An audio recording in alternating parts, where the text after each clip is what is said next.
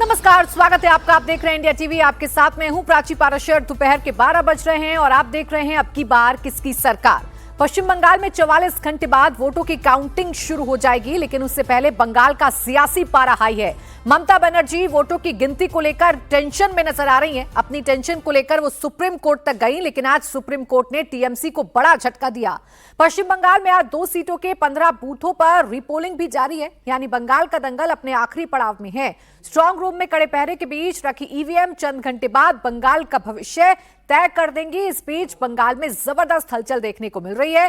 Counting से पहले TMC को सुप्रीम कोर्ट से बड़ा झटका लगा है। सुप्रीम कोर्ट ने केंद्रीय कर्मचारियों की तैनाती के खिलाफ टीएमसी की याचिका को खारिज कर दिया है।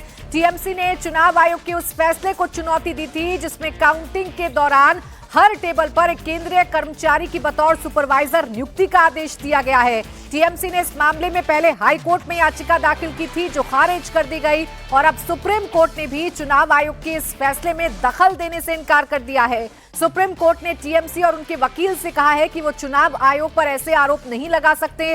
राज्य सरकार और केंद्र सरकार सभी कर्मचारी चुनाव आयोग के तहत काम कर रही हैं। सुप्रीम कोर्ट ने कहा कि ऐसा नहीं है कि वहां सिर्फ काउंटिंग सुपरवाइजर होंगे, इसके अलावा प्रत्याशियों के प्रतिनिधि होंगे, वहां दूसरे अधिकारी भी होंगे। किसी तरह की आशंका का कोई आधार नहीं बनता है। तो ये टीएमसी के लिए बड़े झटके वाली बात है। टीएमसी लगातार चुनाव आयोग के खिलाफ नैरेटिव गढ़ने की कोशिश कर रही है और ऐसे में सुप्रीम कोर्ट में जो अर्जी लगाई उससे राहत नहीं मिली है टीएमसी को।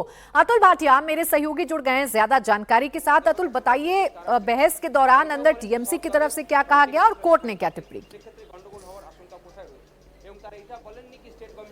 देखिए प्राची, जो पूरी टीएमसी की जो याचिका थी वो इस बात को लेकर थी कि जो काउंटिंग जो सुपरवाइजर होगा वो जो एडिशनल सीईओ हैं बंगाल के, उन्होंने अपने ऑर्डर के अंदर ये कहा है कि जो सुपरवाइजर होगा, काउंटिंग सुपरवाइजर, वो सेंटर का होगा। तो इसके ऊपर चुनाव आयोग ने कहा कि 13 अप्रैल का आप सर्कुलर पढ़िए, उसके अंदर ये लिखा गया है कि जो सुपरवाइजर होगा वो राज्य सरकार का भी हो सकता है और सेंट्रल गवर्नमेंट का भी हो सकता है। इसके बाद सुप्रीम कोर्ट ने यह बात कही कि जो भी, चाहे वो राज्य सरकार का कर्मचारी हो, चाहे वो सेंट्रल गवर्नमेंट का कर्मचारी हो, वो सभी इलेक्शन कमीशन के अंडर काम कर रहे हैं। इसके ऐसा कोई भी आधार नहीं बनता जो कि आप चुनाव आयोग के ऊपर आरोप लगा रहे हैं। तो पूरी जो टीएमसी की याचिका थी, कपिल सिब्बल से पूछा गया कि आखिर आपकी समस्या क्या है। तो कपिल सिब्बल ने यह कहा कि देखिए, केंद्रीय कर्मचारियों की संख्या बढ़ जाएगी जब काउंटिंग होगी, तो उससे पूरा जो सिस्टम है वो गड़बड़ा सकता है, जिसको सुप्रीम कोर्ट ने खारिज कर दिया। सुप्रीम कोर्ट ने कहा कि वो इस पूरे मामले में कोई दखल नहीं देंगे। जो हाई कोर्ट ने जिस तरीके से जो याचिका खारिज की थी, उसी तरीके से सुप्रीम कोर्ट ने भी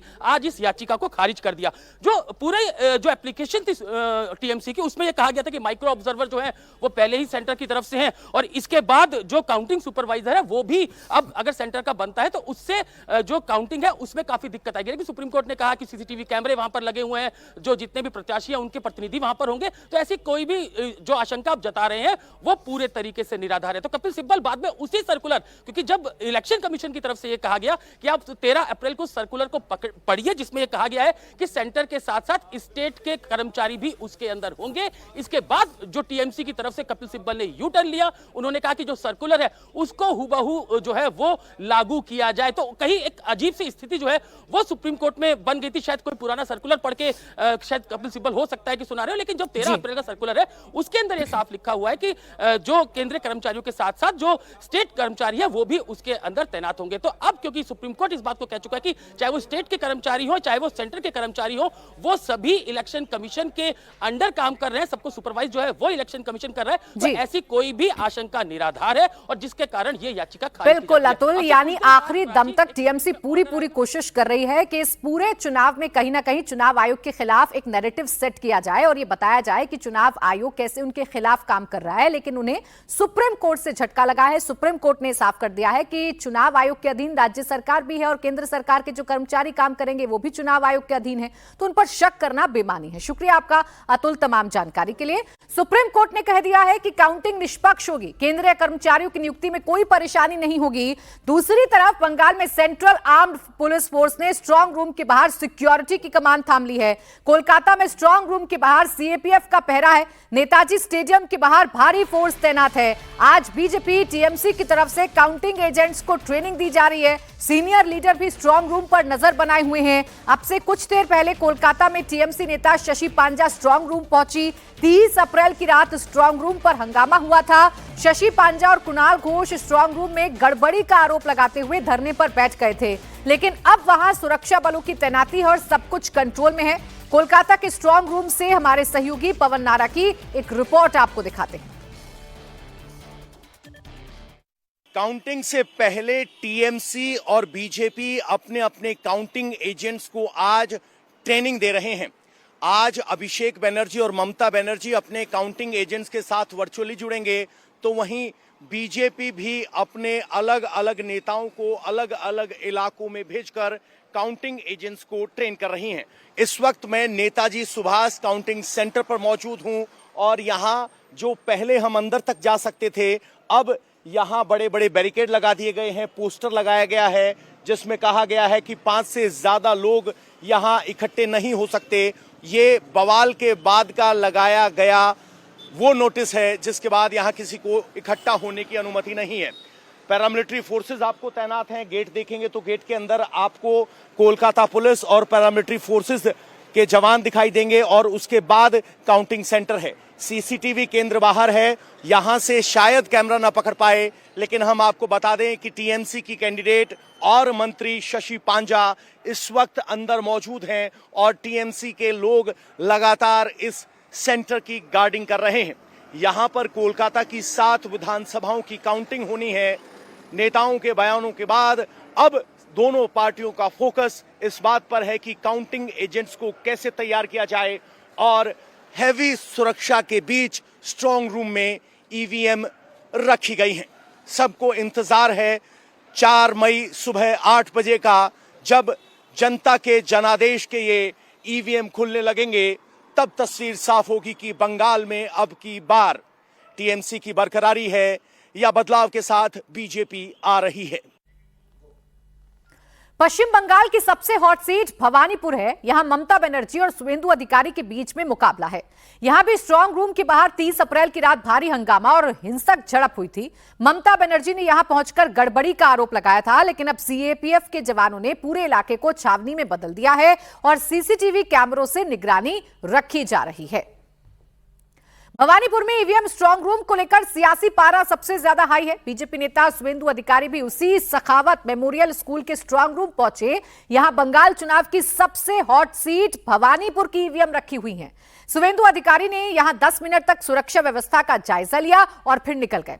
एक दिन पहले ममता बनर्जी स्ट्रांग रूम और वहां रखी ईवीएम की सुरक्षा पर सवाल उठाते हुए भवानीपुर के सखावत मेमोरियल स्कूल के स्ट्रांग रूम पहुंची थी और वहां 4 घंटे तक रही थी। ये बताता है कि ममता बनर्जी अपनी सीट को लेकर कितनी ज्यादा टेंशन में है। जो ड्रामा कर रहा है वो ठीक नहीं है। क्या काम है 4 घंटा तक वहां जाकर घर में जैसे कपड़ा पहनता है उस करके, क्या है सब, क्या ड्रामाबाजी नहीं। इतना बड़ा गाड़ी लेकर गया, वो गाड़ी में आपका वॉशरूम था, ये था, क्या प्लानिंग था। वहाँ धरना प्रदर्शन करके बंगाल में जो जनता ने जो अपने राय दे दिया, वो राय को चेंज करना है, ये कि क्या है उनका, ये ठीक नहीं है। वो तो सुनने वाला नहीं है, हारने वाला है। करने दीजिए, 2-3 दिन और करेगा। बंगाल में चेंज हो रहा है, सबको पता चल गया। आंकड़ा क्या होगा, कैसे होगा, वो तो 4 तारीख को आ जाएगा दोपहर तक, लेकिन चेंज हो गया, ये तो सबको पता है। नया सरकार आया है, बीजेपी सरकार आ रहा है। बंगाल में एक तरफ सियासी वार पलटवार जारी है तो दूसरी तरफ साउथ 24 परगना में रिपोलिंग जारी है। पोलिंग बूथ पर वोटर्स की लंबी लंबी लाइन लगी है। साउथ 24 परगना की जिन 2 सीटों पर रिपोलिंग हो रही है उसमें से एक डायमंड हार्बर और दूसरी मगरा हाट वेस्ट है। डायमंड हार्बर के 4 बूथ पर तो मागरा घाट वेस्ट के 11 बूथ पर रिपोलिंग हो रही है। अब तक 30% से ज्यादा वोट डाले जा चुके हैं। सभी 11 बूथों पर सुबह से ही वोटर्स की लंबी लंबी कतारें हैं। बड़ी संख्या में महिलाएं भी वोट डालने पहुंच रही हैं। ईवीएम में छेड़छाड़ की शिकायत के बाद चुनाव आयोग ने 15 बूथों पर वोटिंग कराने का फैसला लिया था और आज उन बूथों पर रिपोलिंग जारी है और आज भी लंबी लंबी कतारें देखने को मिल रही हैं। महिलाओं की भी लंबी लंबी कतारें देखने को मिल रही हैं। रिपोलिंग की जा रही है। एक दिन बीच में है जब काउंटिंग होगी और काउंटिंग से पता चलेगा कि आखिरकार बंगाल का जनादेश किसके साथ है। मनीष भट्टाचार्य मेरे सहयोगी डायमंड हार्बर से इस वक्त हमारे साथ जुड़ गए हैं। मनीष, आज रिपोलिंग का दिन है, क्या तस्वीर आप देख पा रहे हैं? उतना ही उत्साह है लोगों में जैसा हमने बीते दिनों में देखा था?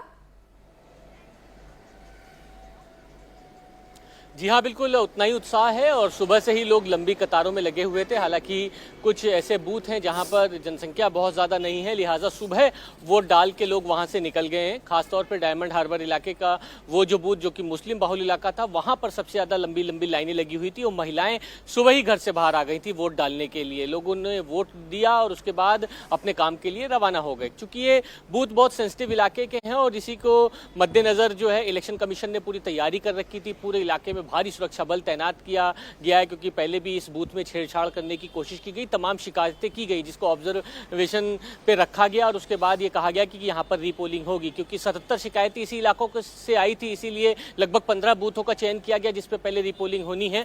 तो मागराहाट और डायमंड हार्बर, जहाँ डायमंड हार्बर 143 में 4 और मागराहाट में लगभग 11 से 12 इन जगहों पर रीपोलिंग हो रही है। डायमंड हार्बर में दिन का वक्त है, हालांकि अब भीड़ बहुत ज़्यादा कम हो गई, लेकिन लोगों से खुल के बातचीत हुई है। उन्होंने कहा है कि इलेक्शन कमीशन ने भले ही यहाँ पर देखा हो कि यहाँ पर पोलिंग सेंटर में या बूथ में कुछ गड़बड़ हुई हो, लेकिन 2 बार हो या 4 बार हो, जितनी बार भी मतदान के लिए कहा जाएगा हम मतदान करने के लिए आएंगे और भारी से भारी तादाद में जितने भी लोग होंगे वो वहाँ पर आएंगे। उससे मौसम का और यहाँ का राजनीतिक मिजाज समझा जा सकता है कि वोटर क्या समझ रहे हैं और उसके लिए तैयारी भी बखूबी की गई है। बिल्कुल मनीष, और इन इलाकों की बात करें तो अभी जो मतदान हुआ वो 94% से ज्यादा हुआ था और आज इन जगहों पर रिपोलिंग हो रही है। क्या लग रहा है आपको तस्वीरों को देखकर या जनता को देखकर या जनता के मूड को देखकर, आज भी इतनी ही बड़ी संख्या में रिपोलिंग हो रही है? आज भी आंकड़ा 90 के पार रह सकता है या थोड़ी बहुत निराशा है लोगों में या थोड़ा बहुत लोग घर से कम बाहर निकल पा रहे हैं?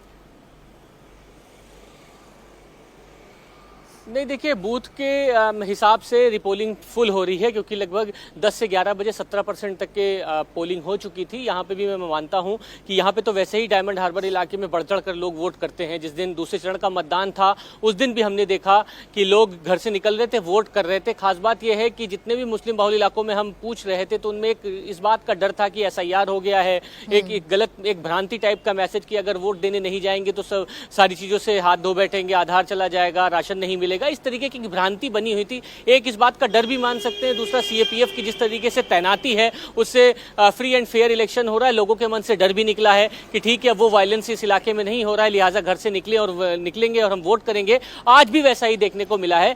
सेम उसी पैटर्न पे ही मुस्लिम बाहुल इलाकों में एक ही दिशा में सोचते हुए लोग वोट करने घर से निकल रहे हैं और दूसरे जो थोड़े बहुत और इलाके में जैसे हरिदेवपुर वगैरह जहाँ हिंदू भाषी इलाके हैं, हिंदू लोग रहते हैं, वहाँ पे भी हमने बात किया। वो एक अलग तरीके से परिवर्तन और तमाम रोजगार और डेवलपमेंट इस तरीके के मुद्दों पर घर से निकल रहे वोट करने। एक बात साफ है जो दोनों इलाकों में मुझे समझ में आई, मुस्लिम बाहुल इलाकों में भ्रांति बहुत ज्यादा फैली है खासतौर पर SIR को लेकर। हिंदू बाहुल इलाकों में एक बात है साफ ने कि उनके मन में कॉन्फिडेंस बिल्डअप हुआ इस फोर्स को देखकर, इसलिए वोटिंग परसेंटेज बढ़ता जा रहा है। मनीष, और इसका असर बंगाल के ओवरऑल पिक्चर पर देखने को मिल रहा है। राजनीतिक दलों में जिस तरीके की हलचल है उसमें देखने को मिल रहा है। बंगाल का जनादेश किस तरफ जाएगा, 4 मई तक का इंतजार करना होगा जब EVM खुलेंगी और पता चलेगा कि ममता दीदी जीत का चौका लगाएंगी या बीजेपी परिवर्तन लाएगी। शुक्रिया आपका मनीष तमाम जानकारी के लिए। मगराहाट वेस्ट से बीजेपी के गौर सुंदर घोष मैदान में हैं। उनका मुकाबला TMC के शमीम अहमद मुल्ला और ISF के अब्दुल अजीज अल हसन से है। गौर सुंदर घोष का कहना है कि 29 अप्रैल को वोटिंग के दौरान मगराहाट वेस्ट कई पोलिंग बूथों के EVM के साथ छिड़खानी हुई थी। चुनाव आयोग ने इसका संज्ञान लिया और आज दोबारा वोटिंग कराई जा रही है। मगराहाट पश्चिम विधानसभा क्षेत्र से बीजेपी उम्मीदवार गौर सुंदर घोष हमारे साथ हैं, उनसे बात करेंगे सीधा। आज इस जगह पे 3 बूथों पे रिपोलिंग किया जा रहा है। टोटल आपके विधानसभा क्षेत्र में जहाँ से आप उम्मीदवार हो, इस जगह पे 11 बूथों पे रिपोलिंग दिया गया है, क्या वजह रही है?